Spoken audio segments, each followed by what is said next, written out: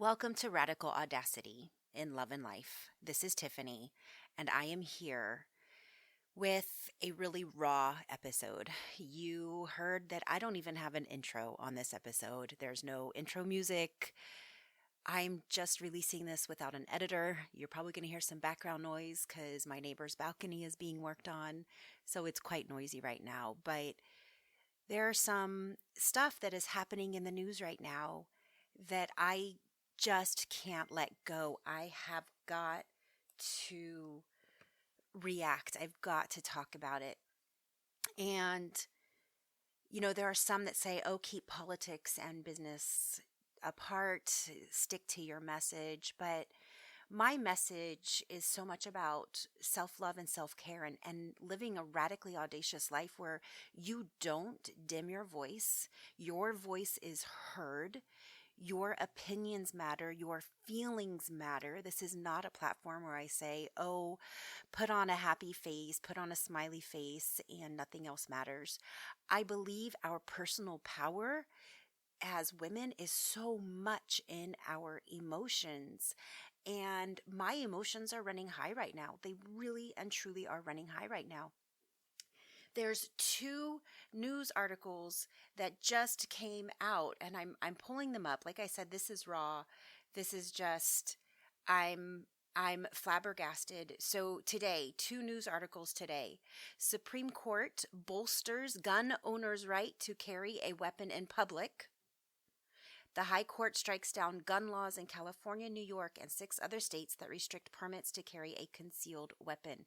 Hello, we just had dozens of children killed in a school shooting. And since that school shooting, there have been other almost daily shootings of people. And we are not going to restrict gun laws. And then in the same day, the same news cycle that pops up on my phone. This is from, this is CNN. In historic reversal, Supreme Court overturns Roe v. Wade, frees states to outlaw abortion. And the second heading says, in a historic reversal, the Supreme Court overturns a woman's right to choose abortion in all states. Right there, a woman's right to choose. So here we are. You say you're pro-life. You say you're pro-life. You say you care about life. But, we're not going to do anything about guns, but we will make it so that women do not have choice over their bodies. This is insanity to me. Are we making Margaret Atwood's Handmaid's Tale come true? Is that what is happening right now? Is women's power so terrifying that we have to take away women's right to choose? I am somebody who passionately believes that women deserve the right to their own health care. If you really were pro-life would mean we have great mental health care in this country so that that anybody, men, women, children, can have their mental health taken care of so that we don't have shootings, we don't have people harming each other, so that people can live a healthy, beautiful life. So yes, pro-life to me is health care. Pro-life to me is good access to health care in general. Here I am, a entrepreneur working, oh my goodness, I now work way more hours than I ever worked as an employee. And I think I'm doing really good things in the world. But do you know what it's like to get health care as a self-employed person? You're really treated terribly. Our system in this country is set up so that people will stay employed with an employer so that they will not go out and make their own dreams come true because our healthcare is tied to our jobs. That makes no sense to me. So if I'm true pro-life, to me is great mental health, great health care, laws that protect the citizens from violence, such as gun violence. Our country, the gun violence is out of control. Every country in the world has people with mental health issues, has people with poverty issues, has people with the same issues that we have, and yet nobody has the gun violence we have. It is out of control when children are being killed at school. This is out of control when people go to a movie theater and they're being killed. When people go to a concert and they're being killed. This is out of control. Pro-life people should be saying guns need to be regulated better. Pro-life should say that any decisions that are made should be made between ourselves, our medical providers, our families, our God. Those are our decisions. Pro-life should not be, I am regulating your body. I personally do not believe I have the right to regulate anybody else's body. You want tattoos? Get tattoos. You want to dye your hair purple? Dye your hair purple.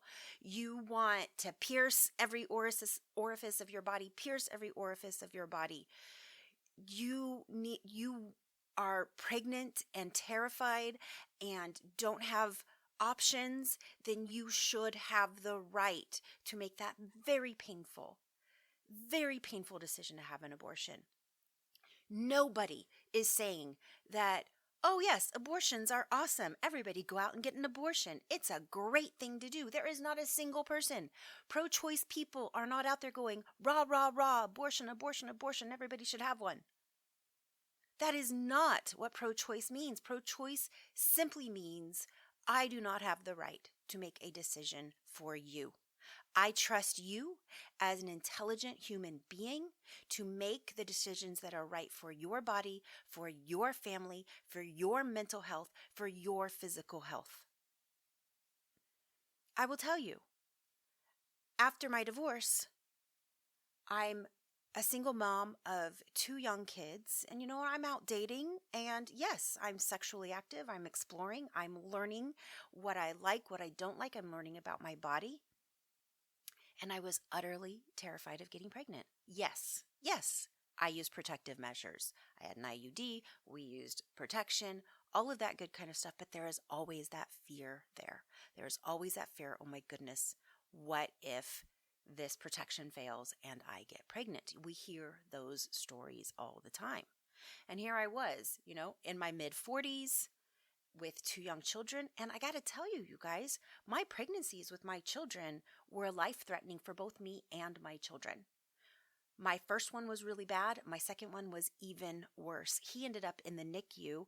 Watching him suffer like that was horrible. And I was so sick. I was in and out of the hospital for most of the pregnancy. You should have seen all of the IVs and drips and things I was on while I was in labor with him. And I was induced because both of us were failing. We were both not doing well. And they were afraid for my life and afraid for his life. And so they induced me early, and he ended up in the NICU. And it was the most painful thing ever. And so as a divorced single mom, the image in my head that I kept getting of, oh my gosh, if somehow I got pregnant, there is the possibility that I could die and the baby could die, and I would leave my 2 children motherless. And that just wasn't an option for me.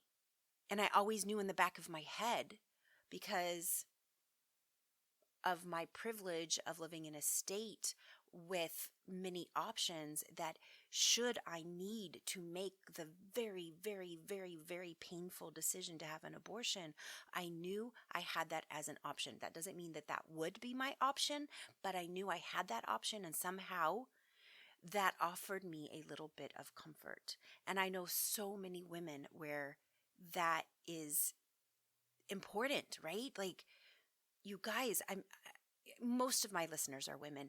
You know the toll having a baby takes on your body, on your livelihood, on being able to work, the cost of childcare, the cost of feeding children. We know all of this, and so many times the burden is on the women to make this happen. So if you are truly pro-life, then you will make after pregnancy care easy. You will make prenatal care easy. You will make access to child care super affordable, instead of it being over $1,000 a month to put a baby in child care. You will make it You will make you'll make it easy for mothers to take time off of work. It is ridiculous to me that we get 6 weeks after we have a baby. 6 weeks. Our bodies aren't even healed. I mean, I'd love to hear from you guys. What was your body like 6 weeks after giving birth? Because I know mine still felt like I'd been hit by a Mack truck. I was still bleeding. I was still swollen. I was still in pain. And my babies were, they were not doing well themselves. They were difficult. My oldest, I just couldn't get him to latch, to feed. I was working with a lactation consultant all the time, and everything on my body hurt. My little guy at 6 weeks, he spent a good amount of time in the NICU. So at 6 weeks, there was no way I was going back to work and leaving this poor baby alone. And so our country needs better. If we want our moms having babies, then let's take care of our moms. Let's give them paid time off of work. Let's give the dads time off of work to take care of the babies so the entire burden isn't on the mom. And yes, I said burden. I love my babies, and I love, oh my gosh, holding a big, fat, chubby baby in my arms is the best. I love to smell them. I love to nibble on their gorgeous, fat little toes. I love babies. But their work, they're so time intensive. They're so labor intensive, especially for mothers breastfeeding. So let's give dads time off so all the work isn't on the moms. Like, there are so many things our country could be doing so much better. Why? Why are we spending our time regulating women's bodies on abortion and then in the same breath saying, everybody can carry a gun anywhere you're at. So somebody in the supermarket can have a gun, and if they get angry at the cashier or their chips they wanted aren't there, they can start shooting the place up. And we all know people that lose it over simple things like that. I was driving in a tough neighborhood yesterday and had a car behind me that I was a little bit lost, okay? There was a ton of construction going on. It was a tough neighborhood. I was a little bit lost. I'm looking at my GPS trying to figure out exactly where I was. This car came up on me, headlights, and I was terrified because it is a part of California where there's gun violence and where there was a little boy shot and killed in his mother's car over a road rage incident. And so here I am thinking, I'm in that same place where that happened, thinking, oh my gosh, is this going to be a road rage incident? Am I about to get shot because this car came up on me and they're flashing their lights and stuff? Like, we shouldn't have to live in that fear. And so can we please use our legislation and our laws and our time and energy to make people feel safe, to make our cities safe? Can we do that? Thank you. I don't know. I don't know if it's healing for you to hear somebody else having a moment of rage. I believe that all of our feelings and emotions are important, and I believe in honoring them. And me going about today doing my normal things. I mean, I had this whole list of content that I was going to create that was, positive and uplifting and inspiring. And there's just no way I can do that right now because I don't feel that way. I feel enraged. I'm enraged. And I just want you to know, if you're enraged as well, you have company and you have right to those feelings. You have rights to those emotions. I do believe in the law of attraction. I believe that what we focus on, we create more of. At the same time, I also believe in really honoring where we're at and being curious about these feelings and then saying, what is it that we can do about it?